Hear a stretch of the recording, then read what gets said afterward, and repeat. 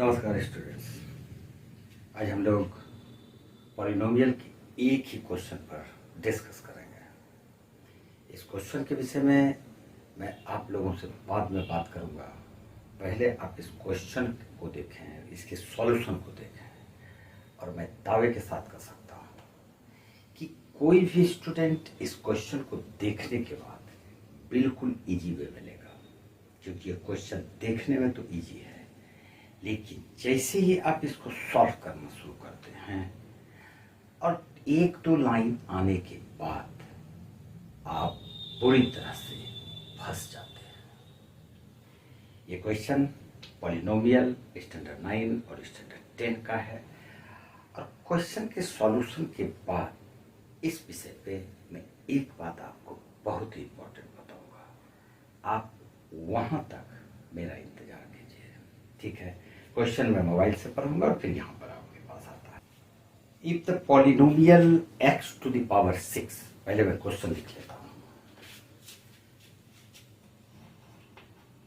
x to the power 6 plus px to the power 5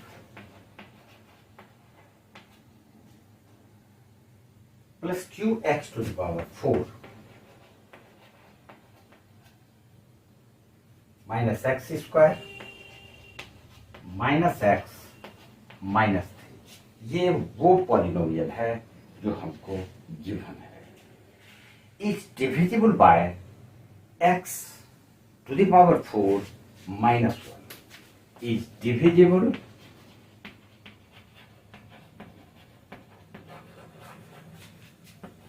bye x to the power 4 minus 1, इतना दिया हुआ। Find क्या करना है? Find p to the power 4 plus q to the power 4, ये इसका value हमको फाइंड करना है।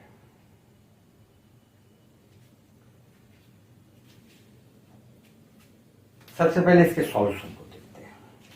ये जो पॉलिनोमियल है fx is equal to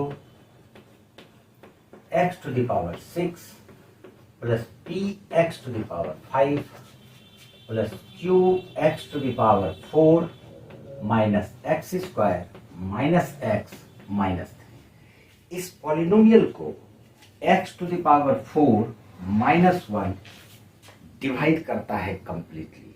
इसका मतलब है कि अगर इससे डिवाइड दिया जाए तो जो रिमाइंडर आएगा वो 0 होगा, नंबर पर बात, इसको ध्यान में रखें। इसका मतलब है since x to the power 4 minus 1 divides fx, therefore x to the power 4 minus 1 is equal to 0, that implies x to the power 4 is equal to 1। ज्यादातर स्टूडेंट यहां पर एक गलती करते हैं, और वो गलती क्या होती है? x to the power 4 is equal to 1, तो वो ले लेंगे x is equal to 1। Fourth root दोनों तरफ लेने के बाद x इज इक्वल टू 1 आ जाता है। जब आप ऐसा करते हैं ये क्वेश्चन नहीं बनेगा। अब हम लोग क्या करते हैं, यहां पर x टू द पावर 4 जहां भी है, इस इक्वेशन को हम लोग लिखते हैं x to the power 4 into x to the power 2 plus p x to the power 4 into x plus q x to the power 4 minus x square minus x minus 3। जब ये वैल्यू हम इसका रखेंगे तो वो उसका रिमाइंडर होगा, और जब रिमाइंडर हो जाएगा तो रिमाइंडर 0 आएगा। तो सबसे पहले हम लोग इसको सॉल्व कर लेते हैं। x to the power 4 is equal to 1 into x square plus x to the power 4, फिर यहाँ पर है, इसका वैल्यू हम लोग 1 रखेंगे तो ये आ जाता है px। फिर x टू द पावर 4 यहाँ पर भी है, इसको हम लोग 1 रखेंगे तो ये बच जाएगा q माइनस एक्स स्क्वायर और -3। अब यहां पर ये x² और ये x² कैंसिल हो गया, बच जाता है px प्लस q, और ये एक माइनस भी है, -x, ये वाला टर्म, प्लस q -x और -3। यहां से हम लोग इससे और इससे x कॉमन ले लेते हैं। x कॉमन ले लिए तो बच गया p -1 और फिर q -3। ये हमारा रिमाइंडर निकला। अब ये reminder, since reminder is equal to 0, तो हम लोग इसको 0 रख देते हैं। x p -1 plus q -3 is equal to 0। ये वाला टर्म 0 हो जाएगा, therefore x into p -1 is equal to 0, therefore p is equal to 1 लिख सकते हैं। फिर q -3 is equal to 0, therefore q is equal to 3।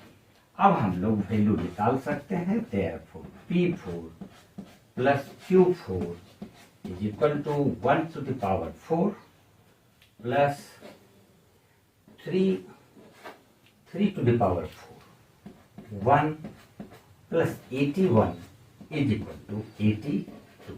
यही इसका आंसर है। अगर x to the power 4 is equal to 1 है तो x का वैल्यू 1 निकाल मान सकते हैं हम लोग, लेकिन अगर उसका इस्तेमाल करेंगे तो ये क्वेश्चन डिफिकल्ट हो जाएगा। ये question CDS combined defence services में आया हुआ था, इसलिए मैंने बताया।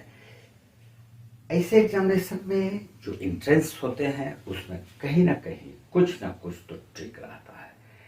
ये क्वेश्चन यहां पर सिर्फ p to the power 4 plus q to the power 4 की जगह पे p² प्लस q², सिर्फ इतना सा अंतर है। बाकी ये क्वेश्चन अगर इसकी जगह पे ये रख देते हैं तो ये CDS 2001 में आया हुआ क्वेश्चन है। ये क्वेश्चन 2001 कंबाइंड डिफेंस सर्विसेज में आया हुआ क्वेश्चन है। आप इसे अच्छी तरह से देखें और इसके टेक्निक को देखें कि एंट्रेंस एग्जामिनेशन में किस तरह के क्वेश्चन आते हैं। पॉलिनोमियल आप 9 और 10 क्लास के बच्चे पढ़े हैं, लेकिन क्या इस तरह के क्वेश्चन को आप बना सकते हैं, ये देखना है। अगर इस तरह के क्वेश्चन को आप कवर कर रहे हैं तो आप सही कर रहे हैं। ठीक है, आज इतना सही।